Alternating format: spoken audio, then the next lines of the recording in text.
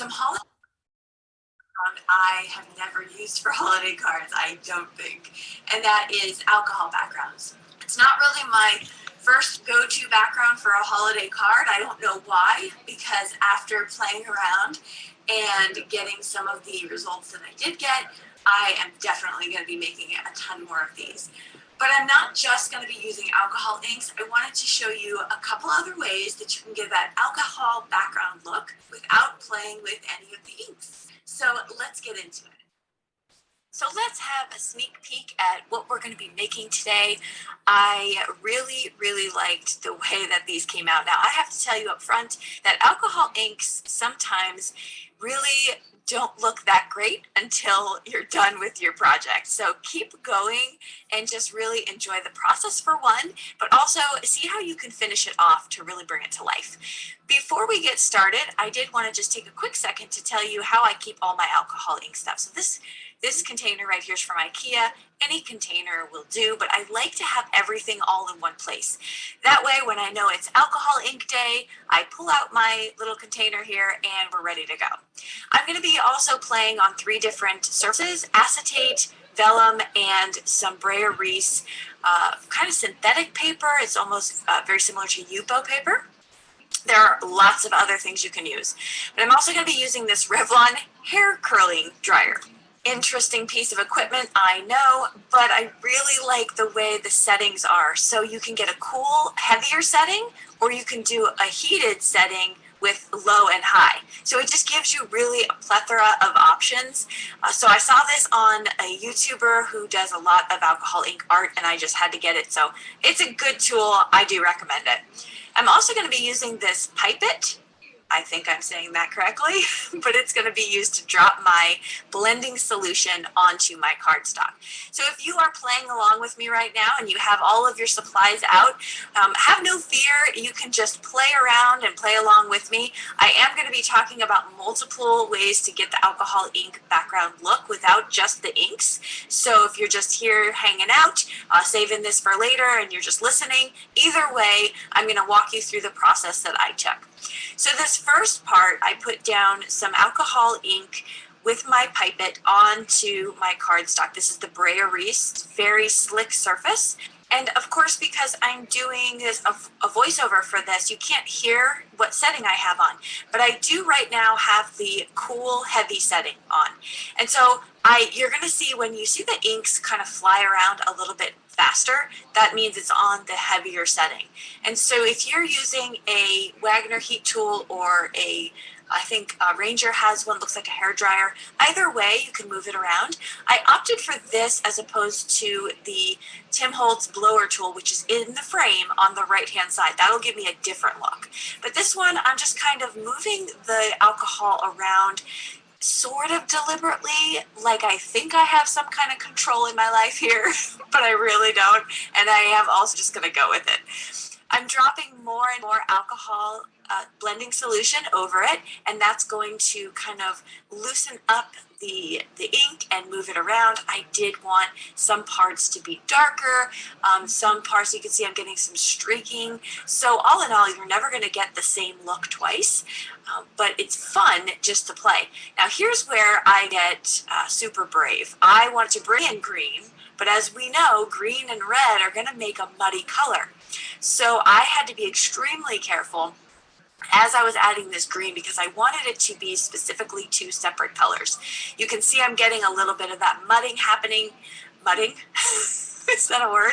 Muddying happening right there in the center. So I'm just going to add some more of both of those colors.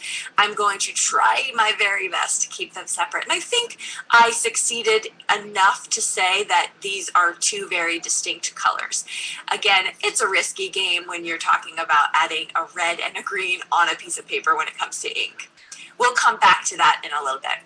I'm now going to cut down my acetate sheet. Now this is one in this video that I don't finish the card with you, but I wanted to show you how beautiful acetate looks when you play around with alcohol inks on it.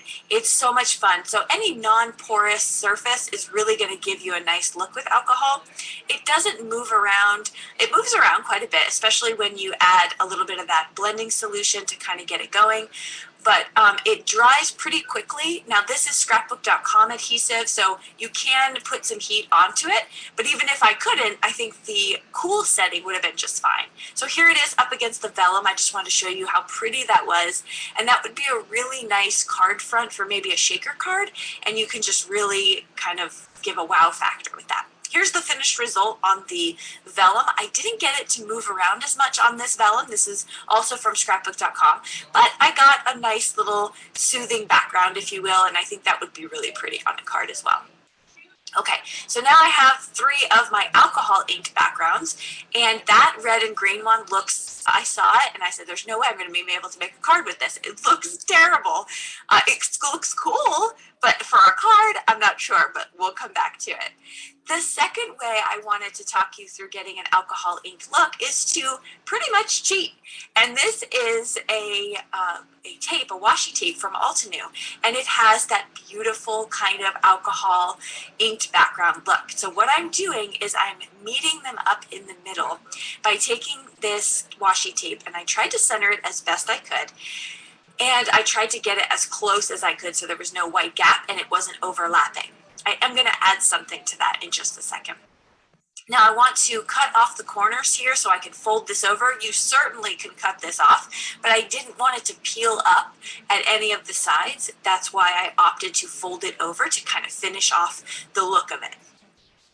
Now there is a name for that when you cut the corners off and then fold them over. I have no idea what it is, but I know a lot of my viewers on my channel have helped me out with that before. I think it's a knitting or a quilting term, I can't recall. But you just snip off the corners, and then you can fold it over easily. I'm cleaning up the rest here, and then I'm going to put that aside.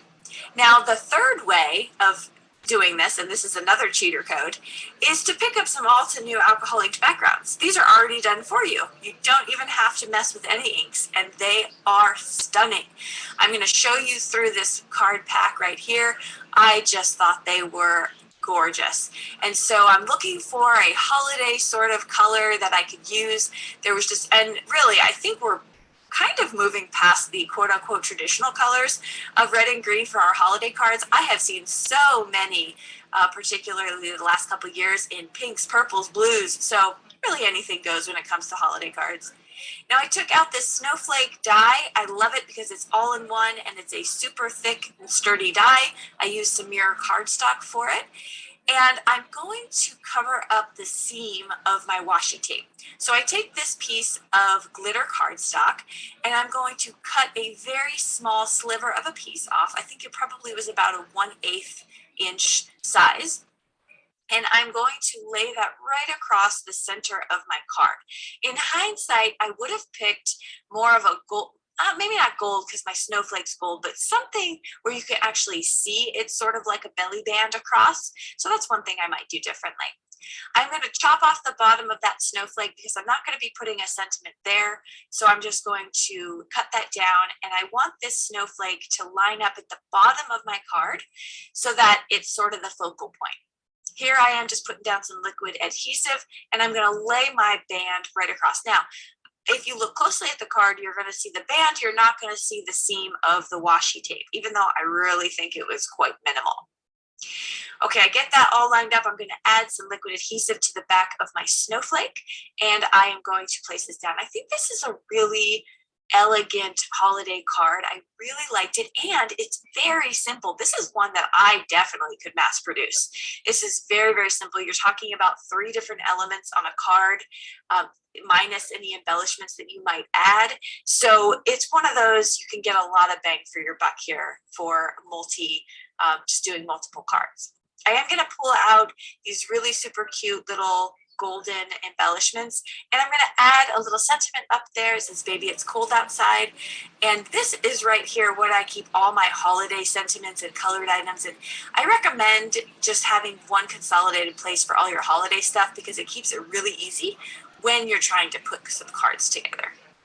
I'm taking my jewel picker and some liquid adhesive, and I'm just going to add those embellishments right to the card. So I'm really happy with the way that this one came out. For my sentiment, I'm going to add a very tiny strip of foam tape, and what I do is just line it up and then snip it right onto the paper so I'm not messing with a whole bunch of, skinny pieces, and then I'm not wasting. So I get a perfect amount, and then I'm going to add it right to my sentiment. It's going to give that little extra oomph. I think if you're like me, you love a little dimension on your cards. I think it just makes them known that it was handmade. It's a little something extra. Let's go back to that first card stock here. This is the Brea Reese with the alcohol ink background.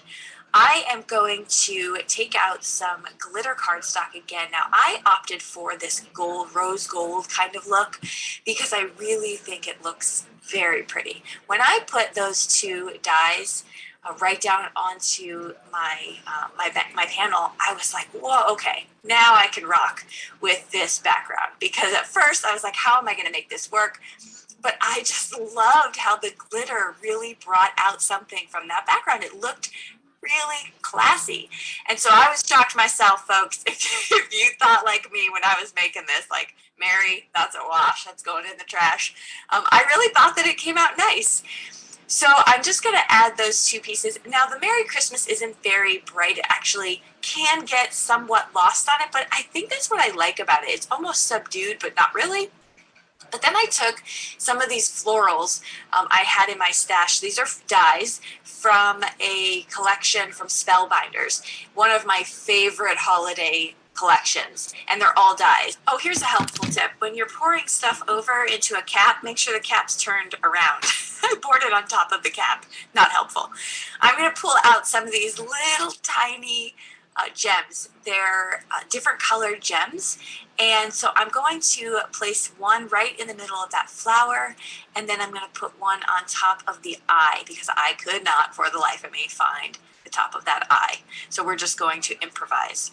Now, I thought I was going to put some in the R's, but I opted not to and just add two, one to the flower, one to the eye, and I think I might have put another one somewhere because I was pressured by the power of three in my mind. But maybe I didn't. Maybe I rebelled today and I didn't add that third one. We'll see. So I'm going to continue to do that. And I don't know. What do you think? I hope you liked it. I thought this one was a surprise for me. So I was pleasantly surprised to see how it came out. I don't know that I would mass produce this card though. It was a little time consuming. Let's move on to the next one. This is the green background from the Altenew paper pack. And I'm going to take this Noel die right here. This is the one I was mentioning from my favorite collection. And I'm going to take out some more glitter cardstock because why not? And I'm going to choose this super bright red cardstock. Now, I love this glitter cardstock because it's sort of glittery but shimmery at the same time. So I get that die cut, and then I'm going to, of course, use some liquid adhesive on it, and I'm going to place this down. Now, I'll be honest, when I placed this down, I knew I wanted to get that far, but I had no idea what I wanted to do next. So I sat with it, and if that ever happens to you, maybe walk away and come back, which I did. And I thought, boy, I think this would be really fun if I filled in those areas with some glitter glue. And so I'm taking out my pops of color here, and I am just going to color with my pops of color. And I'm going to use the nozzle as sort of a little paintbrush, and I'm going to fill in all the little areas. Now, I only filled in the circle of the O. I actually left the N part opened, and so just adding that, it's the whole entire O, which is an ornament, is filled in. So I get that done. Now I'm going to show you how I finished off this card because it's not very exciting to watch. I'll just show you in pictures here upcoming. I opted for the Merry Christmas sentiment right in the center, which really makes it all pop. And then I added some stars. You could see they're like a greenish sort of holographic look. So I thought that was really fun to add those to that background. So here I'm just going to show you a couple more still photos of these finished cards. If you love alcohol backgrounds, but you don't love the mess or you don't love the uncertainty behind them, I definitely wanted to include those other two options for you so that you can still still get that really classic, pretty look without any of the fuss. Although I do highly recommend that you attempt alcohol ink backgrounds because even when you make it a mess, it turns into a masterpiece. Thank you so much for hanging out with me and for joining us in this summit. I hope you are having fun. I hope you're getting a lot out of it. And if you're watching this in real time, I will see you in the live coming up. Take care, everybody. Bye-bye.